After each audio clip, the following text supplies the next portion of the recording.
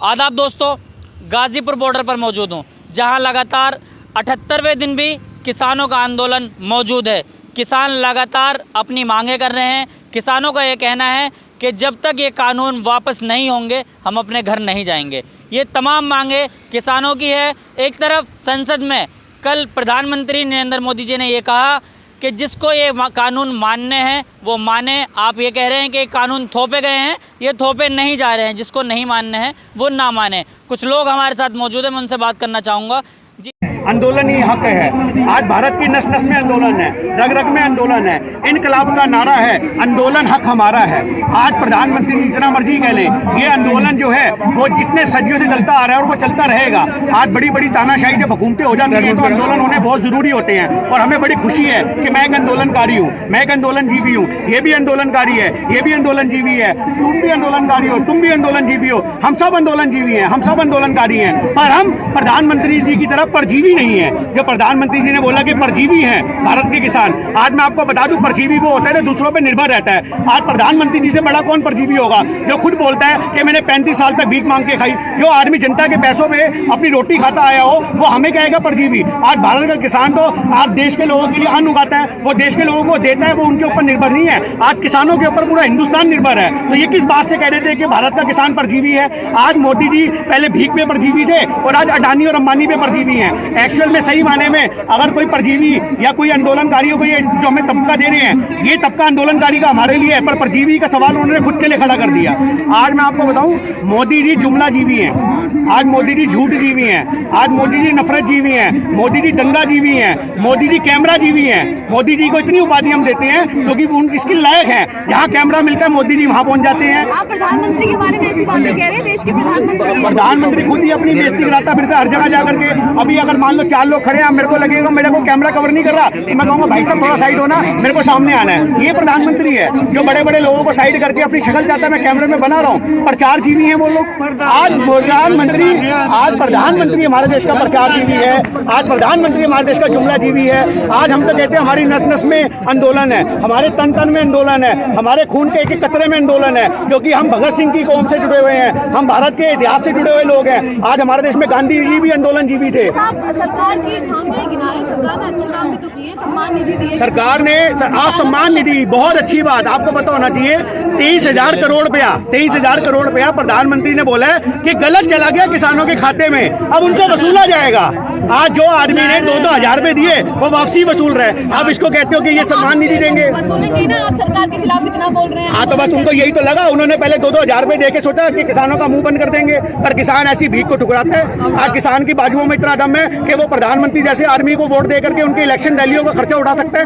आज मोदी जी को समझना चाहिए, आप किसान से टकराने का दुस्साहस कर रहे हो। आज देश की 54% आबादी जो है कृषि से जुड़ी हुई है। आज मोदी जी चाहते हैं कि मैं आपको इनका प्लेटफॉर्म बताता हूँ। आज हमारे देश की जो वर्किंग पॉपुलेशन है वो 3 सेक्टर में डिवाइड है, प्राइमरी में, सेकेंडरी में और टर्शियरी सेक्टर में। आज हमारे देश की 25% आबादी सर्विस सेक्टर में जुड़ी हुई थी और वो 25% आबादी जो हमारे देश की सर्विस सेक्टर में जुड़ी थी वो देश की 61% कमाई करती थी। 61% कमाई मोदी जी ने वो सारा सर्विस सेक्टर बेच दिया।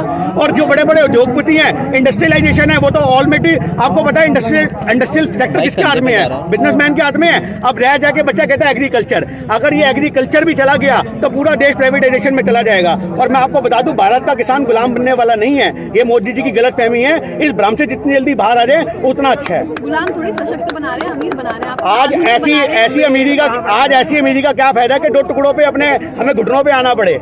हम तो भैया बुलंदी से जीने वाले आदमी हैं, बुलंदी से मरने वाले आदमी हैं। आज प्रधानमंत्री को ये सोचना चाहिए, तुम भारत के किसान को 2,000 रुपए में खरीद रहे हो। आज तुम्हारी सोच गलती है कि तुमने सोचा कि 2-2 हजार रुपए में खरीद लेंगे। आज मैंने उस दिन पेट्रोल पंप पे पेट्रोल डलवाया, वो बंदा मोदी भक्ता बड़ा खुश हुआ, बोला अरे कुछ तो करनी पड़ा, फ्री में प्रधानमंत्री ने 2,000 रुपए दे दिए, तो मैं किसान आंदोलन का विरोध क्यों करूं, मतलब सपोर्ट क्यों करूं किसान आंदोलन का। मैंने कहा ले 2,000 मैं तेरे को देता हूं, बोल प्रधानमंत्री मुर्दाबाद, प्रधानमंत्री की हाहाकार बोल, क्यों नहीं बोलता। आज सही महीने में जो नैरेटिव सेट किया गया है वो लोगों के लिए ये सेट कर दिया गया है कि प्रधानमंत्री बड़े दयालु हैं, पर इनसे करूर कोई नहीं है। आज करता कौन है? ये नेशनल मीडिया करता है, हमारे पास जो चैनल चलते हैं, और प्रधानमंत्री जो बच्चा कुचा अपने आंसुओं से कर देते हैं, जो उन्होंने संसद में किया, आपने देखा होगा रोने का ड्रामा। आज भारत के सारे किसानों को, भारत की पूरी आबादी को, एक मिनट, भारत की पूरी आबादी को खून के आंसू रुलाने वाला आदमी आंसुओं का ढोंग करता है। जब अपनी विफलता इनके हाथ लग जाती है, जब इनको लगता है हमारी विफलताओं का कोई तोड़ नहीं है, तो ये आदमी आंसू बहाता है। राकेश टिकैत भी तो रोए थे, उसके बाद बहुत अच्छी बात है राकेश टिकैत जी, उनका रोना भावुक है, प्रधानमंत्री रो रहे हैं तो आप कहने की ड्रामा कर रहे हैं। सिचुएशन पे डिपेंड करता है जी, सिचुएशन पे।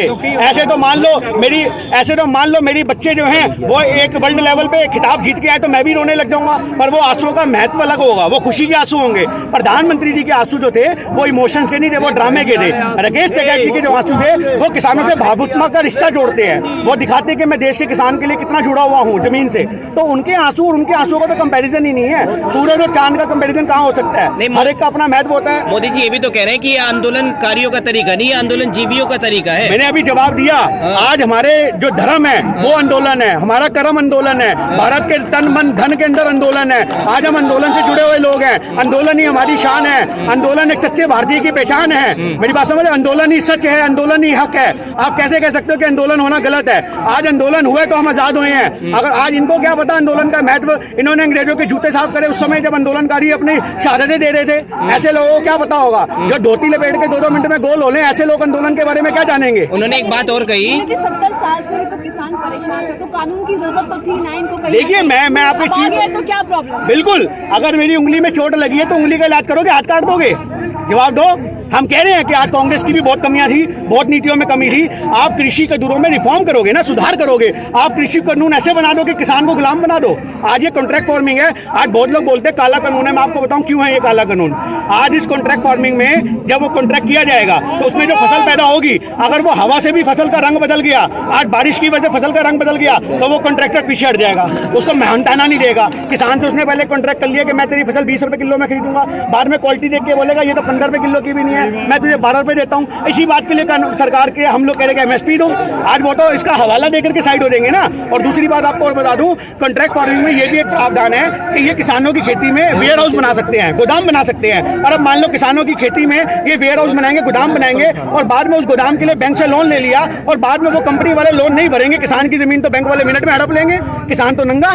मेरी बात समझ रहे हो? एक्चुअल में क्या है, मोदी जी ने पूरे देश को कर्जे में डुबो दिया है। आपको पता होगा हमारे देश में आजादी के वक्त से लेकर अब तक 54,000 करोड़ का, 54 लाख करोड़ का कर्जा था भारत के ऊपर। 54 लाख करोड़ का। मैं इकोनॉमिक्स का टीचर हूँ, बहुत अच्छे से मैं इस चीजों को बता सकता हूँ। 54 लाख करोड़ के कर्जे को मोदी जी ने, जो 70 साल में था, अगर एवरेज निकालोगे तो 3-4-5 लाख करोड़ आएगा 5 सालों का। उस 54 लाख करोड़ के कर्जे को मोदी जी ने 70 साल के 101 लाख करोड़ कर दिया। ये सवाल क्यों नहीं करता कोई आदमी? आप मुझे बताइए, अगर मैं 50,000 रुपए महीना कमा के अपना घर चला रहा हूँ, अपना परिवार पाल रहा हूँ, उसके बाद मैं अपने बाप दादा के प्लॉट भी बेचता जा रहा हूँ, तो सवाल बनता है ना भैया वो पैसा कहाँ गया? उसके बाद मैं अपनी माँ के जेवर लूँ, वो भी बेच दूँ, सवाल बनता है ना वो जेवर का पैसा कहाँ गया? आज मोदी जी ये सवाल क्यों नहीं करता कोई कि जो तुम रेल बेच रहे हो, ये बेच रहे हो? भैया आज देश चल रहा है, कानून चल रहा है, देश चल रहा है, लोगों के टैक्स चल रहा है। एक मिनट मेरी बात सुनिए, आज टैक्स चल रहा है ना देश। जब हम टैक्स दे रहे हैं तो टैक्स का पैसा सरकार के पास आ रहा है ना, फिर ये बेचने की नौबत क्यों आ रही है? ये बेच करके पैसा कहाँ जा रहा है? पहला सवाल ये बनता है। एक तो आपने या तो एक बात मानिए, वर्ल्ड बैंक का कर्जा उतारा होता, जो कांग्रेस ने छोड़ा 54 लाख करोड़ का कर्जा। हम मानते भाई मोदी जी ने सब कुछ बेच के देश का कर्जा उतार दिया, अबे कर्जा भी डबल कर दिया, सामान भी बेच दिया, उसके बाद टैक्स भी उल्टे फुल्टे लगा रहे हो, तो गया कम ऐसा? सरकार को पैसा चुनावों में चाहिए। बस यही तो पॉइंट है, सरकार को पैसा चुनावों के लिए चाहिए। आपने बेचने की बात कही तो प्रधानमंत्री ने तो कहा कल भी कि इस कानून के बाद क्या बिक गया? ना तो किसान बिका है, ना जमीन बिकी है, ना मंडी बिकी है, सब वहीं का वहीं है, तो क्या बिक गया? आज मैं आपको बताऊं, आप यहाँ पे खड़े हो, आप यहाँ पे खड़े हो, एक मिनट, आप यहाँ पे खड़े हो, आपको मैं हॉस्पिटल में एडमिट करा दूं, और आपको एडमिट करा करके आपका डॉक्टर पोस्टमार्टम करके किडनी निकाल ले, आते निकाल ले, सब कुछ निकाल ले, आपका सामान निकाल ले, और आपको मैं बोलूं आप तो जिंदा ही हो ना, सामान तो अंदर का बेच दिया। तो प्रधानमंत्री वही काम कर रहे हैं, आप बंदे के अंदर बंदर सारे हिला दिए। आपने कितनी चीजें दी है?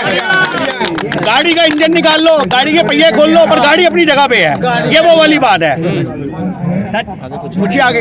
लेकिन प्रधानमंत्री ऐसा थोड़ी करेंगे आप लोगों के साथ। देश हित में, राज्य हित में काम कर रही है, देशभक्त पार्टी है ये। आप आज आगे के बात बताऊं, आज से पहले देश में हिंदू मुस्लिम होता था, समझ रहे हो बात? प्रधानमंत्री जी के वाक्य के बाद देश में हिंदू सिख होने की संभावनाएं बढ़ जाती हैं। जब ये ऐसी बातें बोलते हैं कि हमारे देश के किसान जो है खालिस्तानी है, जब ये नैरेटिव सेट करते हैं, देखो ना कितना दोगला आदमी है। अपने बंदों को आगे भेज के कहता है पहले बोलो खालिस्तानी, और बाद में बोलता है पंजाब के लोगों का बड़ा योगदान है, मैंने पंजाब के घरों में रोटी खाई है, मैंने ये किया है। ऐसा दोगला आदमी कहीं मिलेगा आपको? जिस आदमी ने दोगलेपन की सारी हदें पार कर दी हो, वो आदमी आज किसानों का हम दर्द बन के दिखा रहा है। आज ये जो आपको सही बताऊं, ये अडानी जी भी है, ये अंबानी जी भी है, ये अडानी के सामने नतमस्तक होते हैं। हमारे बाद वो तो दोस्त है ना, दोस्त का एक, अच्छा वो दोस्तों का अंबानी की बीवी भी दोस्त हो जाएगी। एक हाथ नीचे से पकड़ते हैं, एक हाथ ऊपर से पकड़ते हैं। ये कौन सा तरीका है प्रधानमंत्री का? जहाँ महिला शक्ति दिखी वहाँ हाथ नीचे से पकड़ लो, हाथ ऊपर से पकड़ लो, ये क्या तरीका हुआ भैया? हाथ दूरी बना के बात करो ना, महिलाओं का सम्मान दो समाज में। वो मिलने का तरीका है, ये मिलने का, ऐसा मिलने का तरीका प्रधानमंत्री हमारे घरों में मत देखे कभी भी। अगर ऐसे मिलने का तरीका हो तो हम बहन बेटियों वाले हैं, हम नहीं चाहते प्रधानमंत्री ऐसे हमें देखें। प्रधानमंत्री में कमियां ही कमियां हैं, आपको दिखती है, अच्छाई नहीं दिखती। प्रधानमंत्री में उन्होंने क्या कर दिया आप लोगों के लिए? प्रधानमंत्री में एक अच्छाई है, प्रधानमंत्री में एक अच्छाई है, मैं आपको बता दूं, प्रधानमंत्री में अच्छाई ये है कि प्रधानमंत्री जी नफरत के बीज बोलने में बहुत काबिल है। हमारे बाद आज देश में पूरा विभाजन कराना हो, देश को डिवाइड करना हो, तो वो प्रधानमंत्री से कोई सीखे। आज इनका जो चाणक्य दिमाग चलता है ना, वो देश को दंगों की तरफ मोड़ता है। आज दिल्ली में दंगे हो गए, अमित शाह से लोगों ने इस्तीफा नहीं मांगा, गुजरात में दंगे हो जाते हैं, इनकी सरकार उसके बाद दोबारा बन जाती है। उसके बाद आपने देखा ये जो हमारे यहाँ दिल्ली दंगों के बाद अभी किसानों के 26 तारीख को जो काम हुआ, उसके बाद इनको और प्रोटेक्शन मिलनी शुरू हो जाती है। आज सही मायने में ये लोग जो हैं, ये लाशों पे राजनीति करने वाले लोग हैं। ये लोगों के जज्बातों को कहीं नहीं समझते। इनका मेन मुद्दा है लोगों की कमजोर नस पकड़ो, उसको दबाओ और लोग भुगलाएं और उसके बाद उन्हें मार कूट के कुचैला कर दो। तो वोट क्यों देते हो फिर? मैंने आज तक नहीं दिया अपनी जिंदगी में बीजेपी को। सरकार कैसे अब तो बन गई? वो ईवीएम से बन गई, ईवीएम से। अभी भी तो सरकार यही चाहती है, अभी भी तो सरकार यही चाहती है। आज इतने किसान सड़कों पे खड़े हैं क्योंकि उन्हें ईवीएम पे भरोसा है। मेरी बात समझ रहे हो? अरे इनको आज इनको अपने लोग कहते हैं इनकी नीतियों का विरोध क्यों कर रहे हो? इन्हें खुद पे भरोसा नहीं है। इनका जो वो आया अभी इंजेक्शन कोरोना का, और जबरदस्ती बहन जी कौन में सुनाएगी? आप अपने देश के इंजेक्शन पे भरोसा रखो, अपनी बारी आए तो लगवाओ। मतलब क्या है? आज आपको अपने देश के इंजेक्शन पे भरोसा नहीं, जबरदस्ती फोन कर करके हमें तुम विश्वास दिला रहे हो कि इंजेक्शन लगवाओ। हम क्यों लगवाएं? स्वदेशी का प्रचार है ना वो। हाँ जी, स्वदेशी का प्रचार है। स्वदेशी गाएगा, स्वदेशी पूरा देश विदेशियों के हाथ बेच दिया, नंगा कर दिया पूरे देश को। क्या स्वदेशी बचा? आज वो स्वदेशी करके अपना जो रामदेव बाबा है, समझ रहे बात, अपना वो शहर पास नहीं कर सका। उसके शहर का टेस्ट हुआ तो उसके अंदर इतनी सारी कमियां निकल के आई हैं। आज वो क्या करता है? विलायत से सामान खरीदता है, अपने लेबल लगाता है और बेच देता है, और लोग हमारे देश में बेवकूफ बन जाते हैं। कल जो प्रधानमंत्री जी ने संबोधित किया दोबारा से, और अब तक वो कई बार करते आ रहे हैं, अब तो कोई दिख नहीं रहा कि अब वो बातचीत करेंगे या कुछ और करेंगे आपके साथ। देखिए वो बिल वापसी भी नहीं लेंगे। हाँ। मैं आपको साफ बताऊं, हाँ। वो बहुत अड़ियल क्या करें? आदमी है, मैं आपको बता दूं। अब वो उन्हें हार मंजूर है, मेरे घुटने मंजूर नहीं है। वो सरकार गिरा देंगे अपनी, क्योंकि वो अडानी अंबानी को ये जवाब दे सके, देख भैया मैं तेरे अगेंस्ट नहीं गया, मेरी सरकार गिर गई, मैं क्या कर सकता हूँ? ये सरकार गिरा देंगे अपनी, ये बिल वापसी नहीं लेंगे। ये इतने ढीठ हैं और इनकी सरकार गिरने का प्रावधान बहुत जल्दी शुरू हो जाएगा।